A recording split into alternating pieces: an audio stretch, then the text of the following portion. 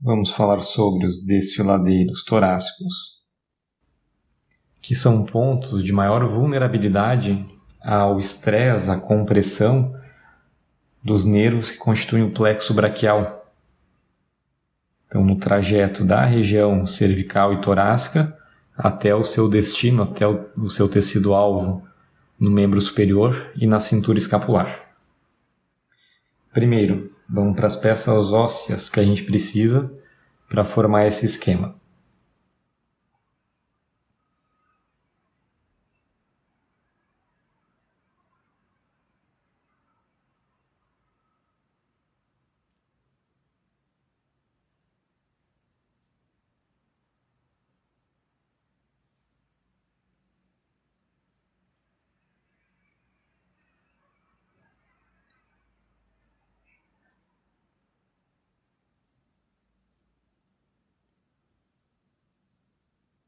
Com a boa vontade de vocês, eu quero que vocês imaginem que isso aqui seja um externo, né? Então ele vai estar anterior no nosso esquema, né? Mais próximo à câmera. E lá atrás, a gente vê uma parte de T2, da segunda vértebra torácica. T2. E assim a gente vai subindo.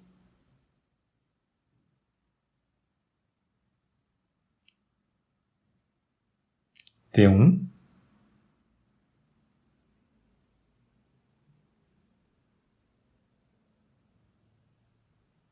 C7.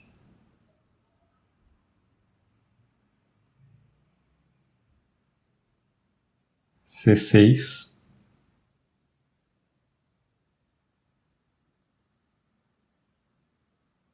C5.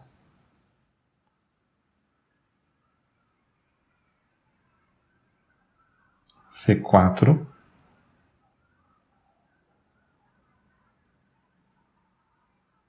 C3.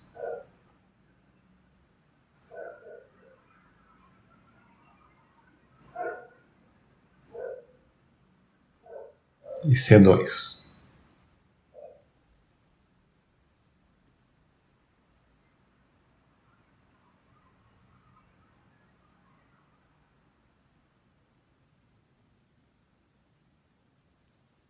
É apenas esquemático.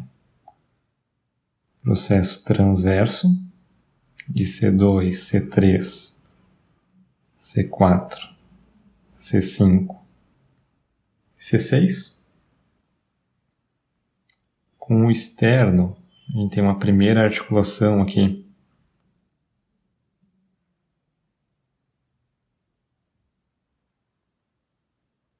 Dele com a clavícula. Então a gente tem o externo, nossa primeira parte óssea, e a nossa segunda parte óssea é a clavícula.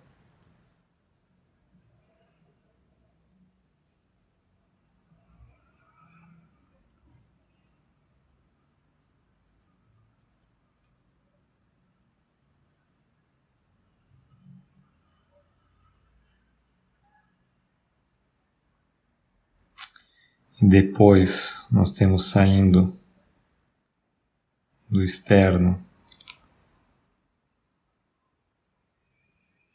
indo em direção à primeira costela, a primeira vértebra torácica, a primeira costela.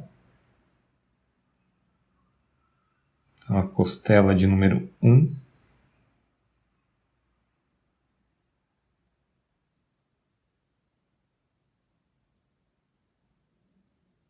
Costela 2.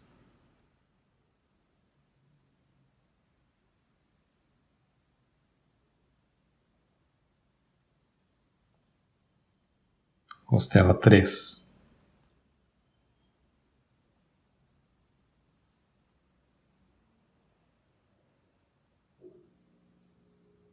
Costela 4.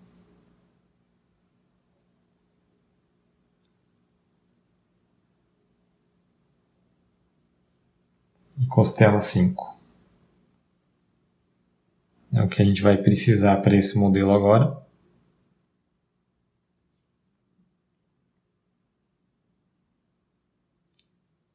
E o nosso número 3 vai ser um representativo do acrômio. Do processo coracoide. Né? O acrômio está na região número 2, então o nosso número 3 é o processo coracoide.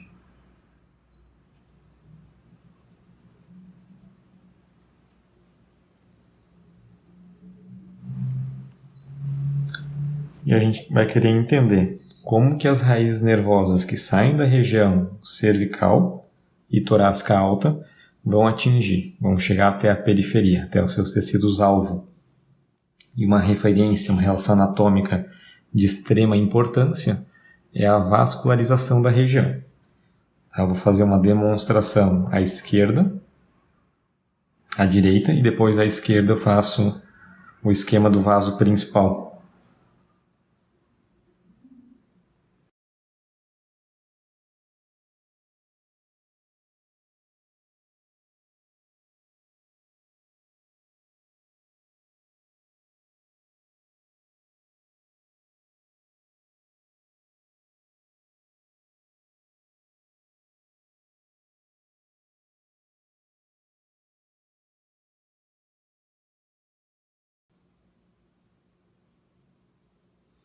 Então, supondo que essa seja a aorta, ela tem uma parte ascendente, o cajado da aorta, e uma parte descendente. Do lado direito, que é o lado mais complexo, a gente tem o tronco braquiocefálico.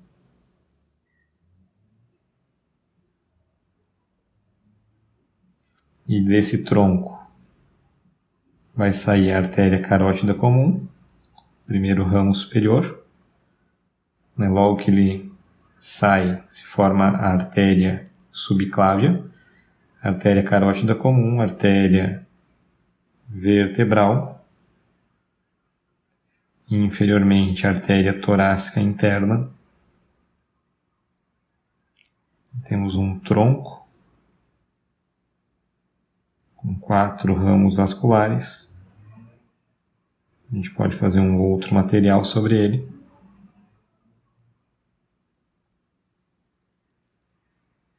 Depois nós temos mais um tronco,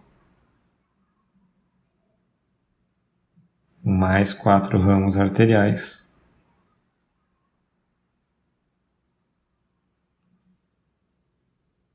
Mais uma das torácicas, outra das torácicas, vaja subescapular,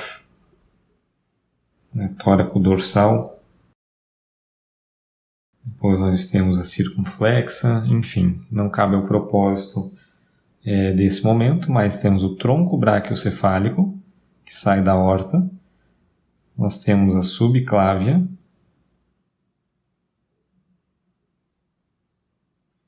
nós temos a axilar. E os ramos arteriais com os quais o plexo cervical, o plexo braquial, ele vai se relacionar. De uma visão mais simplificada,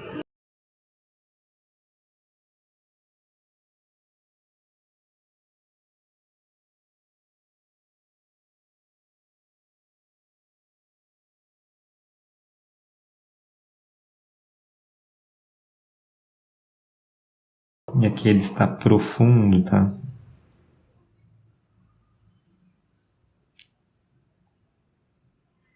Profundo. A clavícula.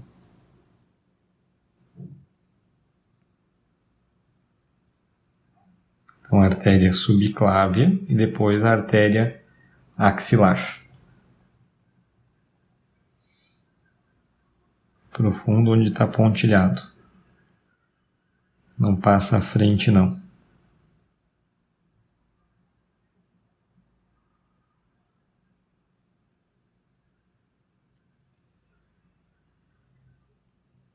Muito bem. Primeira estrutura que a gente tem na constituição do plexo braquial são as raízes nervosas. Temos uma raiz de T1,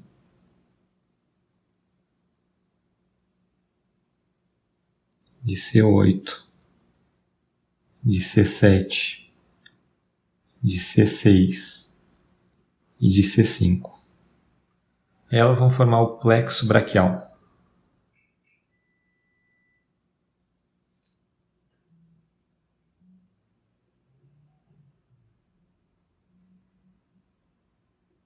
Raízes de C5 a T1. E essas raízes vão começar a se comunicar entre si. A raiz de C5 e C6 vai se unir. A raiz de C7 vai ficar sozinha. E a raiz de C8 e T1 também vai se unir. E vão formar troncos. Então temos um primeiro tronco, um tronco mais superior, que é formado pelas raízes de C5 e C6. Temos um tronco médio, que é formado pela raiz de C7, e um tronco inferior, que é formado pela raiz de C8 e T1.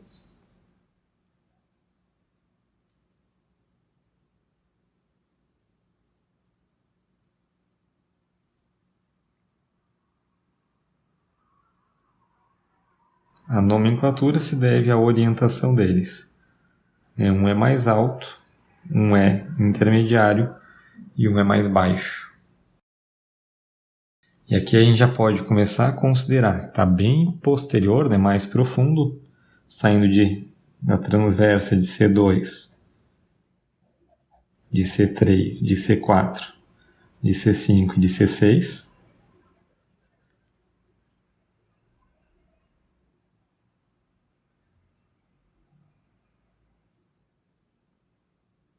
Indo em direção à primeira costela. O músculo escaleno médio.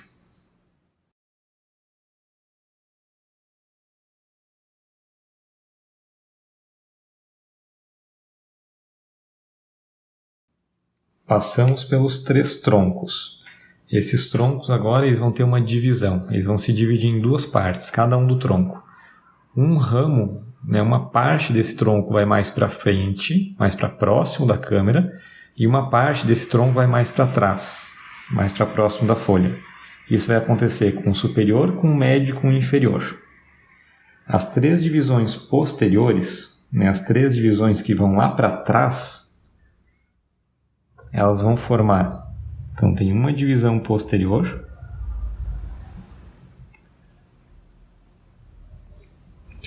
o tronco desce mais ainda.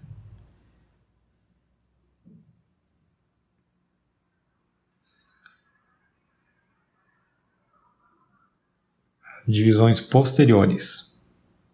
Uma posterior do tronco médio, posterior do tronco inferior e posterior do tronco superior. E elas vão seguir posteriormente a artéria subclávia e axilar.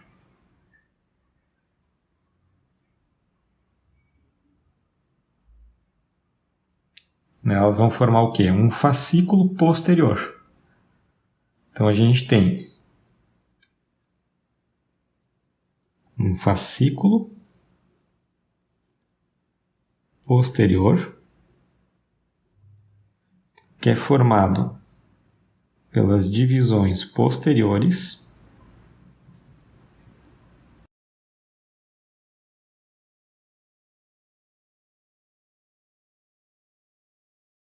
dos 3 troncos.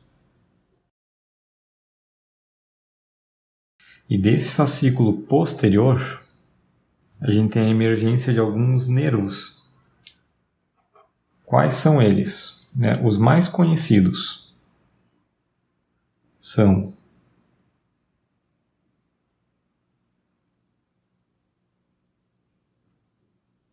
o nervo radial, que vai para a musculatura extensora de cotovelo, extensora de punho e dedos e para alguns músculos da mão. Para saber detalhes dessa inervação, vão no vídeo a respeito do plexo braquial. Lá a gente vai discriminar cada uma dessa musculatura, de cada um dos nervos que eu vou estar referindo aqui. Temos um número 2,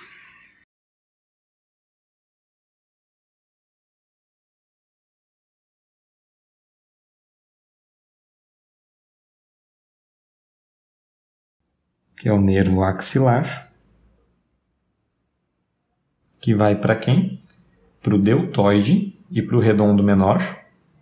Deltoide e redondo menor, nervo axilar. Temos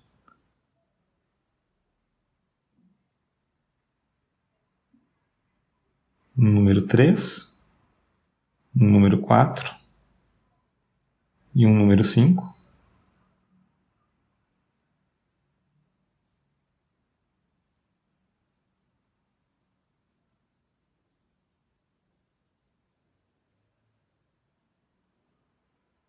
Que são os nervos subescapular superior,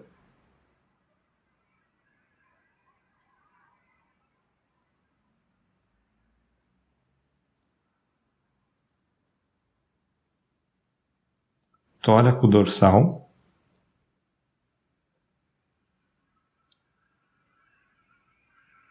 e o subescapular inferior. Subescapular superior vai para a porção mais alta do músculo subescapular. O subescapular inferior vai para a porção mais baixa do subescapular e para o redondo maior. O axilar foi para o redondo menor. E o subescapular inferior para o redondo maior. O redondo maior está mais embaixo. Então a emergência, na verdade, é um pouco mais baixa para ir para o músculo redondo maior. Então esses são os 5 ramos neurais que emergem, que saem do fascículo posterior, que saem das divisões posteriores. E depois agora a gente vai ter quem? As divisões anteriores. As divisões anteriores do tronco superior e médio, elas vão se unir. Então agora eu tenho uma divisão anterior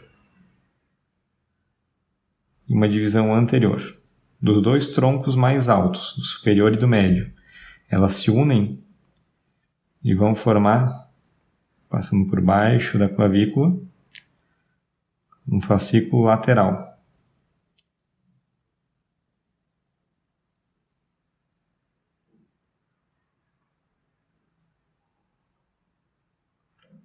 Então temos agora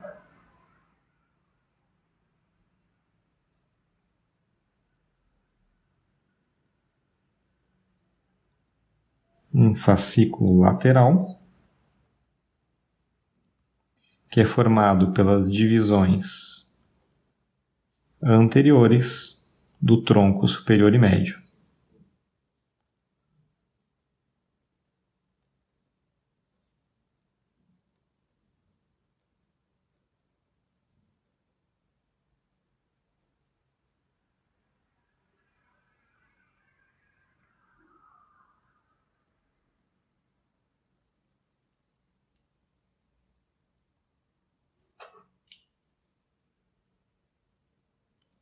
Quem que vai sair do fascículo lateral?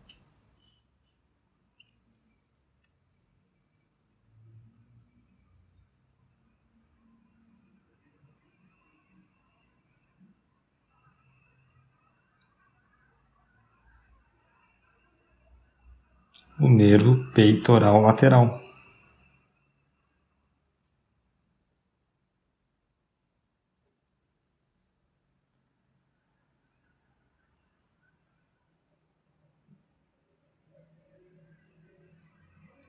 E na sequência desse fascículo lateral,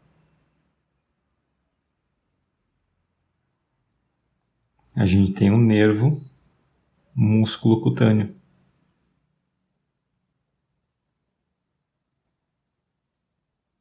Que vai para o bíceps, para o braquial e para o coracobraquial. Se quiser mais uma vez exemplificado, o material está no plexo braquial. Depois do fascículo lateral,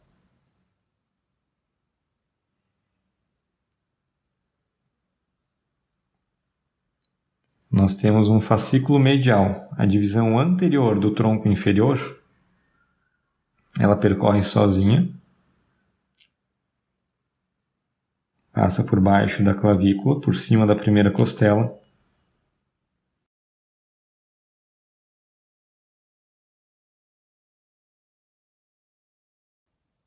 e vem medialmente a artéria subclávia e axilar.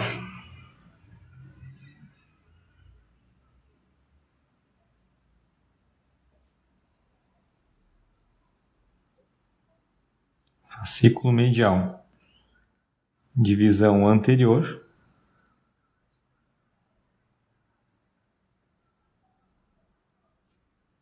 Do tronco inferior.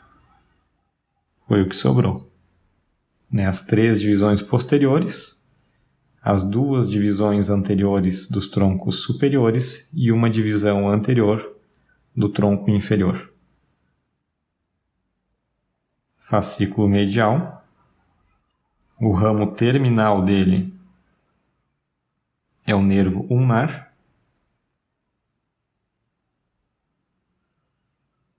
Músculos do bordo ulnar e muitos músculos intrínsecos da mão.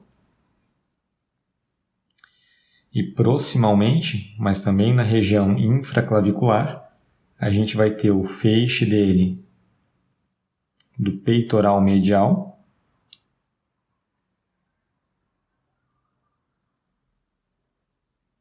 nervo peitoral medial,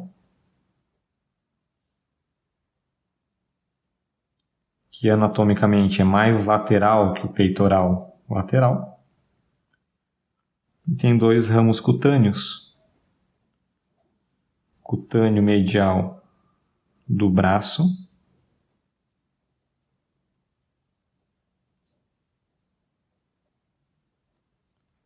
e cutâneo medial do antebraço. Cutâneo medial do braço e do antebraço.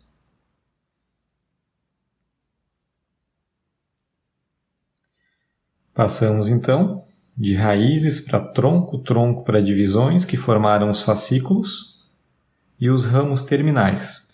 Os principais deles, quais são? Nervo radial.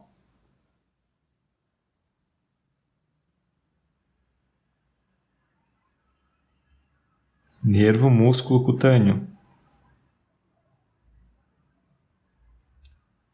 Nervo ulnar. E agora, do fascículo lateral e do fascículo medial, a gente tem um nervo. Então, dos 2 fascículos, vai emergir um nervo, que é um nervo mais anterior.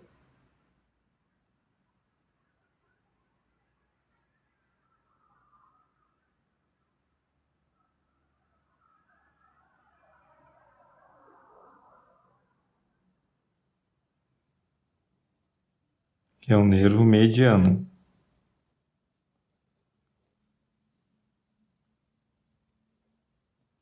Fascículo lateral mais medial. Tem o lateral, tem o medial e tem o mediano.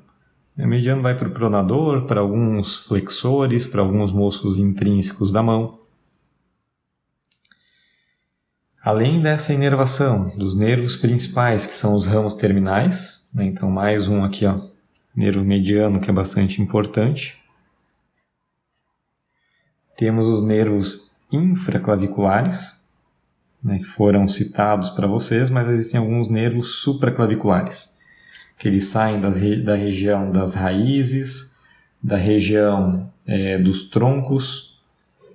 Quais são esses ramos? O que nós precisamos saber para esse momento? De C3, C4 e C5, existe um ramo que é o do frênico, que vai lá para o diafragma, C3, C4, C5, principalmente C4.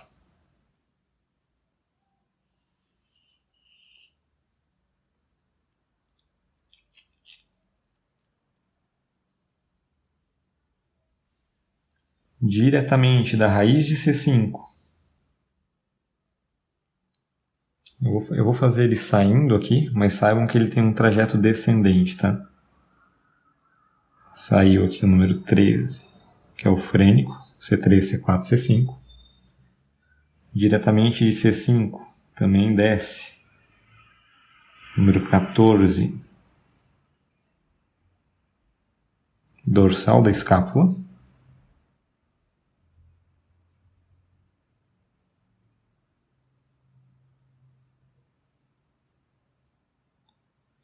Que vai para onde? Para romboides, para elevador de escápula.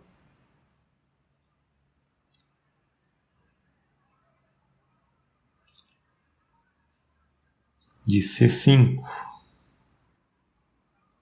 C6 e C7, também descendente.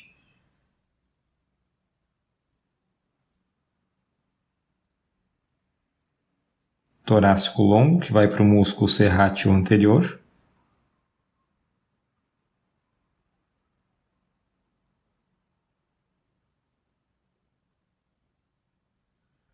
Esses aqui, eles estão saindo de onde? Direto das raízes nervosas.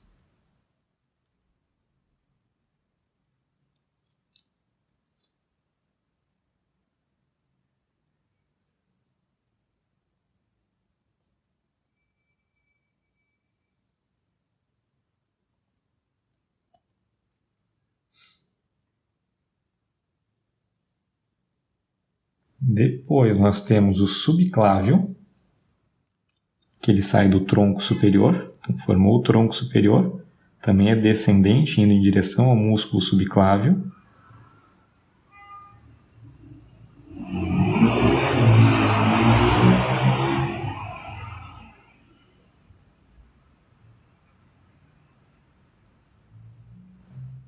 C5 e C6, né? Tronco superior.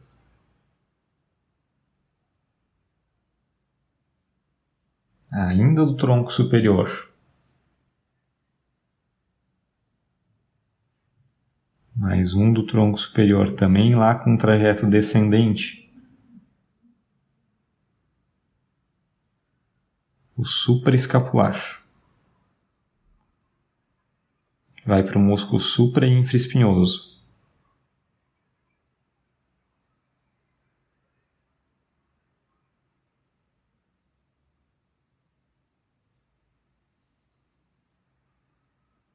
Principalmente C5 e C6.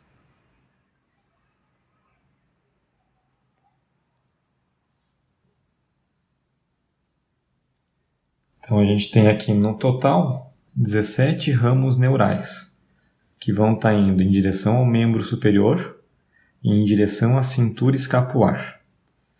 E o primeiro ponto de estresse dessa região vai ser constituído posteriormente pelo músculo escaleno médio, que a gente esquematizou, que está lá atrás, nessa visão, e depois, cortando essa inervação, de C3, do tubérculo anterior de C3,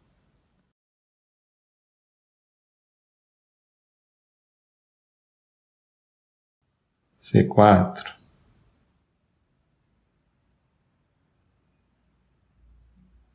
C5, C6. A gente tem o escaleno anterior. Então, o primeiro desfiladeiro interescalênico,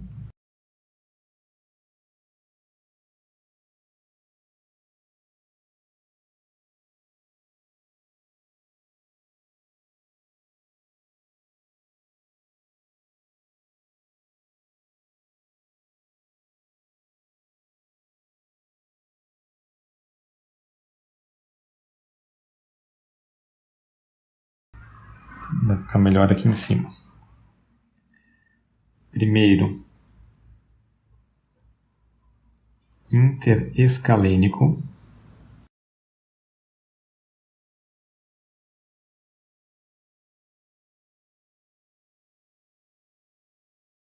ele é formado pelos músculos escaleno médio,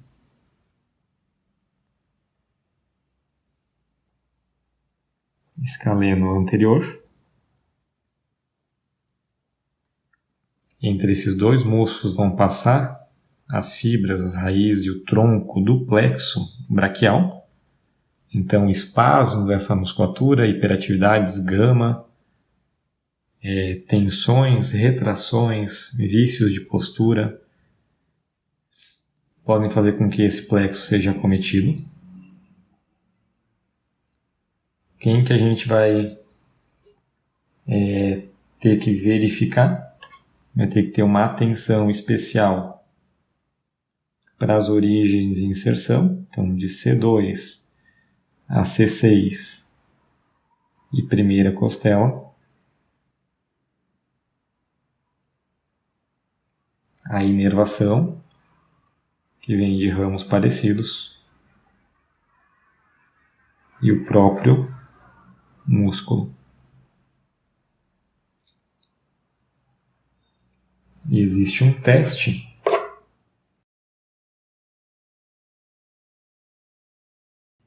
que é o teste de Addison.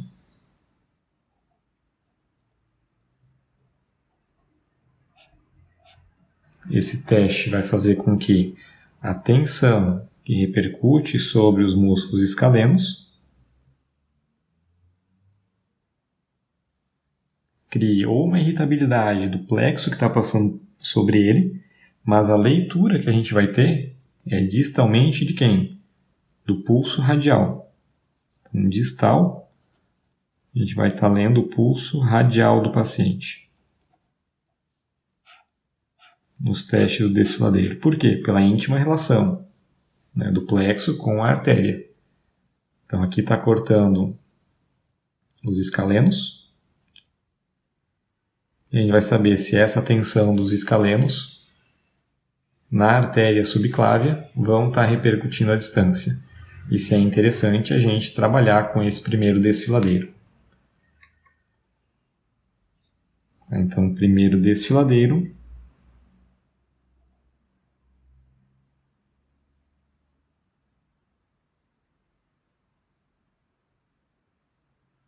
é o interescalênico. Nós temos um segundo desfiladeiro,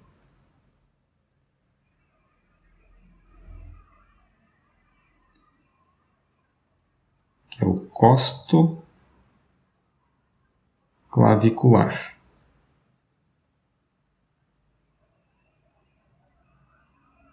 Entre a costela e a clavícula. Então, segundo ponto de vulnerabilidade e de compressão. Segundo desfiladeiro. Então, alterações de clavícula. Clavícula com relação ao externo. Clavícula, né, do acrômio com relação à clavícula. Podem influenciar na passagem desse plexo. Primeira costela com relação ao externo, primeira costela com relação à vértebra correspondente, primeira costela com relação ao grupo de costelas, primeira costela com relação ao conteúdo da caixa torácica. Tudo isso pode contribuir para que as tensões cheguem no desfiladeiro costo-clavicular. E os músculos que se inserem nessa região. Trapézio, deltoide, subclávio, escalenos, todos eles podem estar influenciando no desfiladeiro costo-clavicular. E nós temos um terceiro desfiladeiro,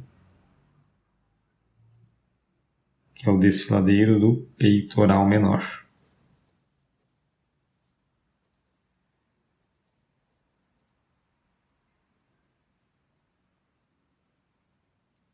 Aonde está o peitoral menor, ele sai do processo coracoide e vai em direção à terceira, à quarta e à quinta costelas.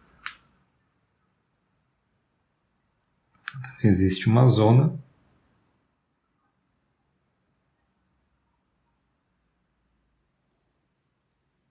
do terceiro desfiladeiro que é posterior ao músculo peitoral menor. Quem que a gente vai ter que ver? Os pontos de inserção.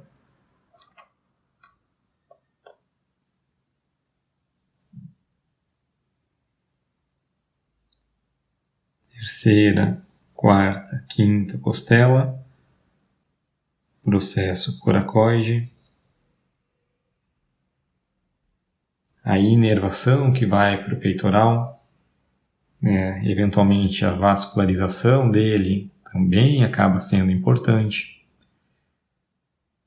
Os testes, Eu falei do Addison, do costo clavicular, é o teste de Eden,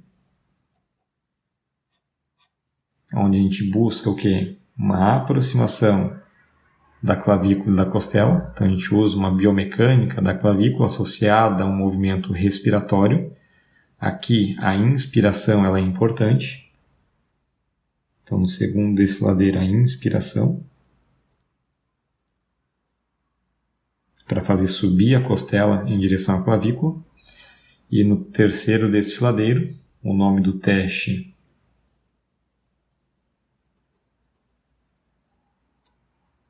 o teste de Wright, onde a gente usa uma alavanca de membro superior para pôr mais tensão no peitoral. E observa o que acontece à distância também com o pulso radial. E aqui o movimento respiratório que favorece o maior estresse é um descenso das costelas. Portanto, o movimento expiratório é bem-vindo. Eu sinto um sintoma na periferia quando eu expiro. Opa, o paciente já pode estar dizendo qual é o teste que está positivo e qual vai ser o tecido a ser trabalhado. Quando eu inspiro profundamente, eu sinto formigar, sinto adormecer o meu membro. Pode ser outra situação. Quando eu fico com a minha cabeça mais posicionada para um lado. Quando eu faço uma atividade, quando eu vou ver um jogo de tênis que eu preciso ficar mais, recrutando mais essa musculatura. Ou quando eu estou em uma corrida, que eu vou recrutar os músculos escalenos como acessórios da respiração. Então, toda a informação que o paciente vai dando para a gente pode discriminar uma abordagem de tratamento para ele. Então, a gente tem que estar bem atento e não simplesmente reproduzir o teste mecanicamente, mas entender o que está acontecendo ali. E assim é com tudo. Por que eu tenho um músculo subclávio que pode ter algum grau de alteração? Será que não é o trajeto dele que está condicionando a manutenção de um ciclo vicioso? Então tem uma linha de raciocínio bastante grande com base nas informações que foram passadas até aqui. Caso tenham dúvidas na anatomia dessa região, estou aberto a questionamentos, coloquem aqui embaixo, comentem. Se for de interesse de vocês, compartilhem. Espero ter contribuído de alguma maneira. O plexo ele ficou um pouco rápido e é difícil de entender ele nesse esquema descendente. Então tem ali o material, busquem ali e acompanhem o plexo de maneira esquemática. Vai ficar bem mais simples de entender ele. tem que sentar, estudar, repetir, desenhar, redesenhar. Tá? Ninguém nasce sabendo. E é uma questão realmente de prática. Tá? Um bom estudo. E em breve aí um próximo vídeo para vocês. Um grande abraço.